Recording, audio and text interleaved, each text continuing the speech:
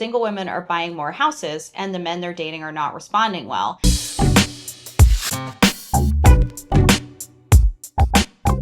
Hi, welcome. We're here today to talk about women in real estate. Very exciting stuff. I'm here with Alexey Gavrilov. I'm Betsy DiMatteo, and this is Elizabeth Blanchard. And we are all in the William Pitt Sotheby's office, and we sell lots of houses to women. Yes, we do. The first thing we want to start off with is this article from The Guardian, and I found it really interesting. I shared it with them, and we had a lot to say about it. The headline of the article is "Single Women Are Buying More Houses, and the Men They're Dating Are Not Responding Well." Sounds very salacious, but it's a story about a woman named Tiffany who decided to buy her own house. And then she went on some dates, and she had someone who was, it says that her date previously promising was clearly struggling to understand why she would want a serious relationship if she was going to buy her own home. And then the article goes on to say, stories like Tiffany's have emerged across women's whisper networks, support groups, and on social media in recent years as single women across the U.S. continue to surpass their male counterparts in the rates of home buying. And they reference the NAR study, which we all read every year, the home buyer study. And it says single women now make up 25% of buyers compared to 10% of single men. That's like a shocking statistic. I think it's crazy. I was blown away by that, for sure. Yeah. But you probably also noticed by working with your clients that was a trend. It was just not probably as significant or tangible, maybe when you look at I just think that's it's a tidal wave. Mm-hmm. If we really think about who buyers are, I mean, I guess the assumption is the rest of the group is either companies, married couples, and so 35% are single people, but women are outnumbering the men. Yeah, it's clearly at alarming rates. And I do think that, a lot of what we see are couples buying homes together, especially in this area. There are caveats to that, and we'll get into some of that as well. So the other stat in the article that was very interesting, in the NAR study, it shows single women report a greater willingness to make financial sacrifices and prioritize their home buying goals. 41% reported spending less on entertainment, vacations, clothing, and other non-essentials compared to 31% of single men. So women are better at saving money. Wow, and investing it properly for their long-term security, future, and stability. Yeah, because we all know real estate is a great investment. Other than the dating part of that article, which is also kind of weird. Yes, for the sake of not going to other direction and exploring that dark side of it, this maybe article, we can just kind of stick to more what related to real estate and not dating. But we all have judgments about that guy, right? Let's talk about the dark side. Clearly that guy doesn't own a house, which is why he was jealous. Well, I think yes, exactly. He's like, wait, is she smarter than I am? I cannot be with her. But what I think was interesting about the article, if we stay with it for one more second or so, is that it wasn't just her, right? It was this overarching analysis or trend they're finding that men are not feeling comfortable with the woman owning a home, a single woman owning her own home. And it was leading to, issues with the woman's dating life. Yeah. So, but people in general are buying houses later than they used to because they're more expensive and it takes more of a financial commitment. So it makes sense that instead of married couples buying houses when they're younger, single people of both sexes are having to buy a house on their own and working out the career part and the timing. And I think it's, people are getting married later anyway. Exactly. Yeah. And super smart investment. Real estate's always an incredible investment. And so it's not wrong. It was just an interesting, eye-opening article. And I don't know if you, speaking of the dark side, wanted to share anything about your thoughts on it. No, because after Betsy sent me this article I read, and for me it was like, no problem. Why would it be this problem for another man to, if a woman wants her? I would actually be celebrating that, and I'll be happy for her that she is able to do, first of all, able to afford. She feels confident to do it on her own. But then I did run by my other friends' dads that I'm, in the group, and they're also pretty, I would say, forward-thinking group. Yeah. But there was interesting comment saying like, what if the women who are purchasing the houses, or they are maybe sending this vibe or energy of being more dominant, maybe that's less attractive to a man. I just think basically women are just not waiting. And, you know, like if you know what you want and it's part of your life picture, you're going to go for it, right? Mm-hmm. I mean, you talk about this women empowerment theme a lot. Tell us a little bit about your networking group. Let's start there and then we can talk about that feeling. So I run a women's networking group, the Women's Networking Group of Fairfield County here in Connecticut. And what I see every day in conversations with these women and certainly in our monthly meetings is that women are in a variety of phases of life. They're in transitions, they're in pivots, maybe it's a job loss, maybe it's divorce, maybe it's kids going off to college, it's time to downsize. It's a next chapter. It's something that they're doing and they're going through. And so one of the main things I see is that by coming together in community, they're able to support each other and find ways to have sort of a support system and maybe even almost like a guide in front of them, because other women have been through it too. And get that empowerment. And yes, and absolutely be, you know, motivated, inspired, and empowered by the support that they can achieve by being in community, in connection, in relationship with other women. And a lot of the women are married, but then some of them might be going through a variety of, like I mentioned, a variety of different phases and changes in life, which, you know, prompt maybe their own home, you know, purchase or sale. And also, you know, business. That's the other piece. Would they invest? Would they buy another property to invest for themselves, or it's primarily they're buying as a primary residency? I mostly, I guess, see like primary residency. I would say. Just interested if you notice more women who are doing real estate as a business. Yeah. And what I also see a lot of is, you know, now more commercial needs as well. So these women are, you know, not waiting, and they're also stepping into their own power by, you know, like retail space, office space, retail space. They're buying and selling businesses. They're growing, and so they need a new space. So that's been exciting as well, and it's great to be able to support them in that way. But that's something I see women doing more and more of as well. We have such a breadth of careers there as well. Anything from attorneys and financial advisors, doctors and local business just people, all kinds of local business people, so entrepreneurs, everything. So I think in addition to seeing in our business and not thinking anything of it, more women on their own, single or married, but on their own making those choices, we see a lot of couples buying houses in this area who are planning a family, starting a family, coming here, whatever that arrangement is. Yeah, and often. They're more likely in this time period, I see dual income households. I always say, like, where we used to have someone who commuted to the city who was the breadwinner, come back they would do 5 days a week in the city and come back. I would say between a dual income household, we see 5 days total. So they're doing a combination of work from home, which has helped that situation. But what I find fascinating is in those couples, the women are taking a different role. And so everyone knows that you don't buy a house your wife doesn't like, right? We all know that, right? The woman is going to have a say no matter what. No matter what, that's a for sure. If you want and that maybe house, the mother-in-law and the mother these days, all of that. But I think the interesting thing we see is that the women are playing a definitive financial role in that dual income household, in getting the mortgage and deciding the budget. And I find that there's a division of labor that's happening.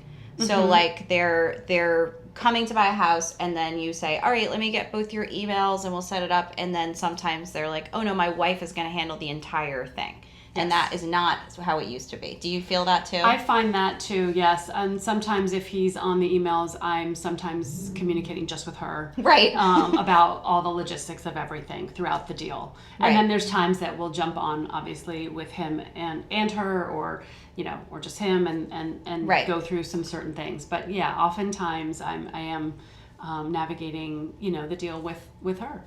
Yeah, I find that. And I think it's interesting because that's not how it used to be. I guess how it used to be. I don't know. I find it... and it's not that he's completely out of the picture, like I said. He's always aware. It's just maybe... Yeah, and I'm communicating usually with both of them, whether that's, Right. But there's this element of trust and responsibility and financial involvement that I think it carries through from single women to if they get married.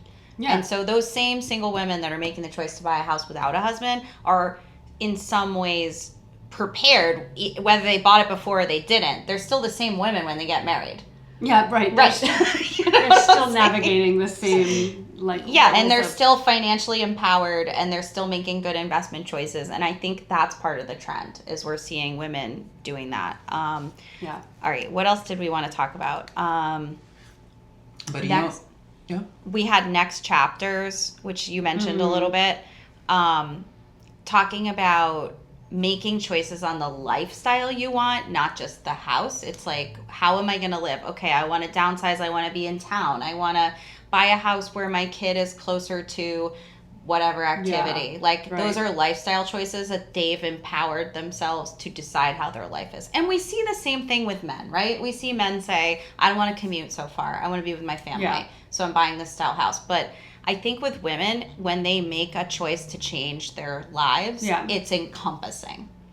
Yeah, it's part of a much bigger story, and it's the transition, the resilience, and what's next for them. And so it's not always, the home is not the whole story, right? It's what chapter are we entering? Right.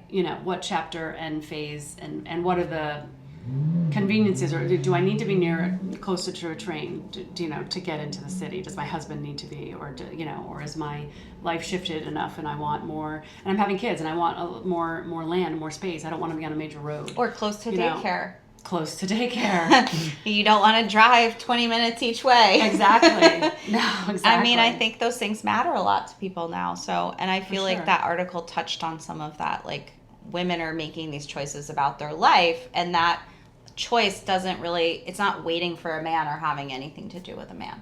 Exactly. And to the article, women aren't buying alone because they planned to be alone. They're buying alone because life happened, and they're moving forward with confidence. Yeah. And security. Yeah. And they're setting themselves up for that kind of success. When you do a transaction with these women, what do you think is different when women buy real estate versus men buying real estate? Do you guys have thoughts? No? Okay. All right. So what do I see? I mean, I see the women very involved in the conversation. Yeah. And yes, have I sold with single women? Yes. And have I sold with a lot of married couples? Yes.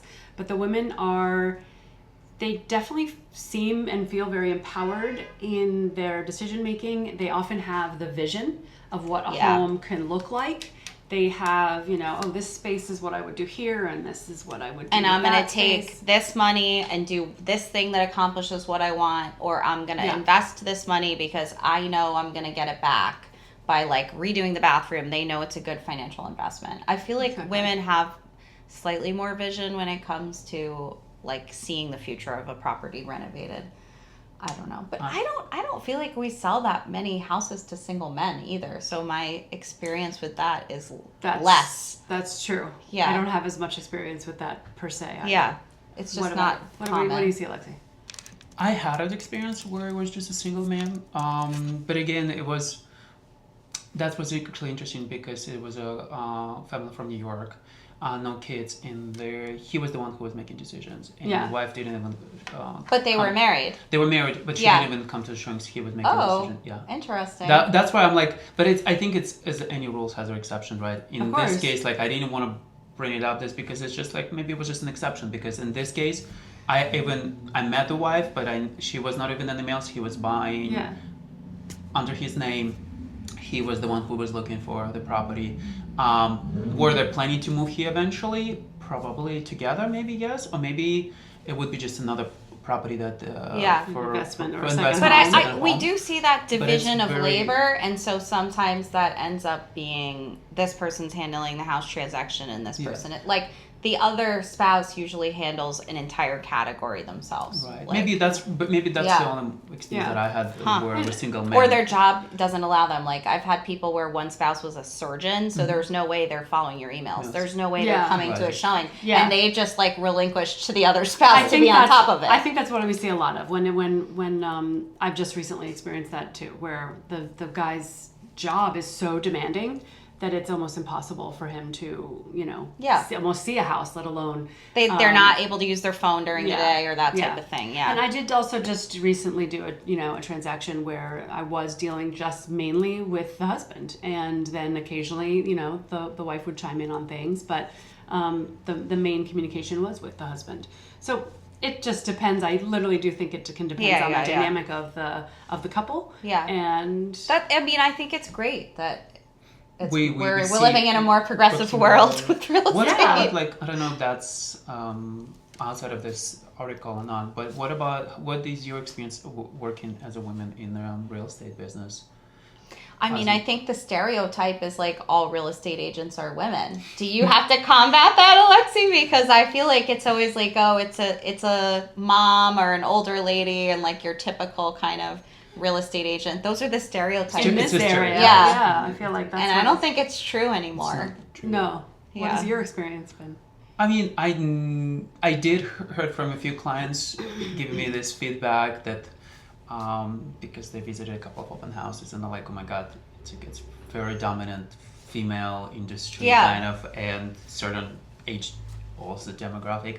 I was like, no, it's not true. It's just probably in some pockets, in some markets, it could be more dominant. I think this is one of those markets. Yes. One of those pockets. Because if there's more, I would say flipping houses, maybe you will see more male. Yeah, men doing but there's more men in our office than there was 6 or 10 years ago. So that's also, baby, the doors have been opened for men in real estate. But how do you feel? Do you feel challenges working in presenting the clients, or do you... when you, let's say, if your husband approach you, and do I don't have an issue doing the job. I don't think I encounter obstacles where someone is treating me a certain way because I'm a woman. Yeah. But I feel like the obstacles we have are just being women in the world anyway. I'm always thinking about my safety. I'm always thinking about my presentation because people are judging your looks. People are judging your success. I do feel like specifically in real estate in New Canaan that I do not feel that attack or that competitiveness. I feel a real support from other agents, and I feel like there's no issue with that, where in a lot of other workplaces you do well and someone's pushing you down so they can get up, and I don't feel that here. No, I don't feel that here either. And I think we live in a pretty great community for that. Obviously Sotheby's is amazing at that, but I do feel like overall in the New Canaan market we have a very collaborative and friendly group of realtors within the area. So it's nice. Yeah. There's one thing that I just wanted to share with you, because it just made me think about when you were saying that women were making decision regardless, even if they're a married couple or not. And it's interesting because, as people know, some of them know, I'm a dancer, right? And it's funny enough that people in dancing think that the guy is a leader. Right. Right? That's the perception is the man is a leader, but it's actually psychologically. One of my coaches told me that actually, unless women want to dance with you, she's the one who invited you first. Oh, I like this. And I was like, yeah, on the other level, it's always been a woman. I think it's the woman's choice, and she's the leader. Oh. But more women sometimes give an opportunity to, or I when I train some of the married couples, I'm like, I'll just train you. I tell the women how to make him feel good and make him feel like he is a leader. You are the leader. It's really an exchange of masculine and feminine energy. Right. Yeah. And and then in tango, that was always men and men. There was no female leader. There are some dances where it's not related to gender. The story about because in Buenos Aires we're kind of moving to dancing. But long story short, that was a period of time where there was more men than women in Buenos Aires. And so there's a leader and a follower, not a man and a woman. Yes, and that's I feel like now maybe it's kind of we go into that. Maybe we're gonna get that. There's like a lead person in your transaction and a follower. And it doesn't matter what gender they are. Right. No, and what I was referring to masculine and feminine energy, we all have masculine and feminine energy. So it's like when the dancing, for example, you were teaching a woman to like be in her, maybe be a little bit in her feminine and masculine to help him be in his masculine more and feel good about that. And the same even within real estate. Like, so, you know, a woman does have to take on that masculine role a bit when she is dealing with decisions and, you know, doing, right? But then at the end, still make it feel like that was his choice. Yeah, sure. Exactly. Exactly. And there you have Don't look at this to my husband, okay? To the men out there, don't husbands, cover your ears. No. Yeah. So it's a dance. It's a dance. It's a dance. I think so. Dance. And I think ultimately women are just super powerful. So there can be no denying it. Yeah. Like the Beyonce song, right? Who runs the world? Yeah, girls. That's right. I mean, I think women are taking over in real estate. So, yeah. It's fine with me. Exactly. I'm happy to follow, not lead. Even with dancing, and I think with real estate, I guess it's both. It's a conversation. Yes. Yeah. It's always, there will be moments where a man has to step in, and there could be opportunity for a woman to agree or disagree. Yeah. That's how in dancing. And I think it's actually interesting that dancing evolves, and I feel like our society evolves too, and I think real estate evolves too. Maybe like dancing, for example, in 56 years ago, it was primarily man as a leader and the woman just a follower. Yeah. Where now it's like, no, it's a dialogue. It's a dialogue. Yeah. It's a dialogue. I love that. That's such a great point. I think maybe hopefully we move in that direction where it's just become a dialogue. I mean, women doesn't have to take all the burden of buying the house or selling the house.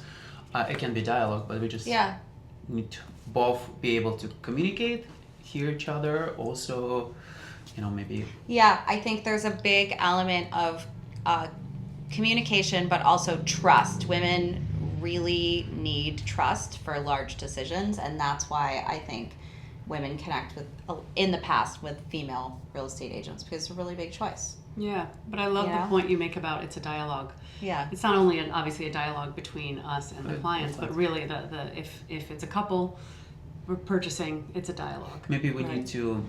I heard that we give them advice to maybe hire,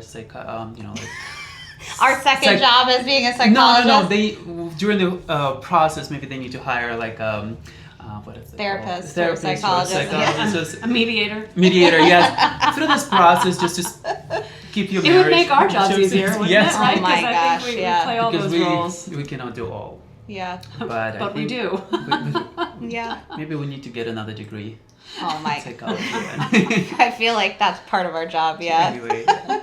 All right, so how can people find out about Women's Networking Group? Well, you can visit WNGCT.com, which is the Women's Networking Group of Connecticut, really. And everything is on our website, or you can follow us on Instagram at Women's Networking Group. And we meet monthly, and we have a tremendous amount of specialized speakers and just the great community for building relationship and supporting and coming together to really elevate one another. And it's about like education and elevating one another. So I absolutely love it. Yeah, that's awesome. All right. We'll include all the links. Yeah, we'll put links. And if you want to get in touch with any of us and talk about the dark side or chit chat or buy a house. Or the empowerment side. We're here for you. So thank you so much. Bye.